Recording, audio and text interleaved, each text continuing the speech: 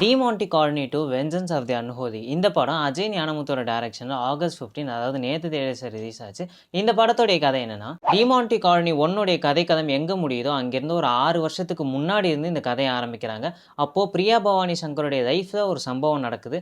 அந்த சம்பவத்துக்கு அப்புறமா அவங்க வாழ்க்கை, அருள்நிதியோட வாழ்க்கை, அதுக்கப்புறமா இன்னொரு கேரக்டர்னு வரும். இவங்களுடைய வாழ்க்கையெல்லாம் எங்கே போய் கனெக்ட் ஆச்சு, கடைசியில் இவங்க எல்லாருக்குமே என்ன ஆச்சுன்றது தான் அந்த படத்தோடைய கதை. ஒரு நல்ல படத்தோடைய சீக்குவல்ன்றப்போ கொஞ்சம் பீதியாக தான் இந்த படத்துக்கு போனோம். ஆனால் டு பி ஹானஸ்ட் இந்த படம் டீசெண்டாக இருந்துச்சு. இந்த படம் ஆரம்பிக்கும் போதே ஒரு ப்ராப்பரான சீக்குவலாக தான் ஆரம்பிப்பாங்க. பிரியா பவானி சங்கருடைய லைஃப், அதுக்கப்புறமா அருள்நிதியோடைய லைஃப்பை கனெக்ட் பண்ணுற விதத்தை அதை காட்டின விதம்லாம் உண்மையிலே நல்லா இருந்துச்சு. படத்தோடைய ஆரம்பத்தில் ஒரு சில கேள்விகள் வந்தாலும் அதை பற்றி யோசிக்க விடாமல் ஸ்டோரியை ஸ்மூத்தாக கொண்டு போய் ஒரு நல்ல இடத்துல இன்ட்ரோ விட்டுருந்தாங்க. படத்தோடைய செகண்ட் ஹாஃபை நல்லா செலவு பண்ணி எடுத்திருந்தாங்க.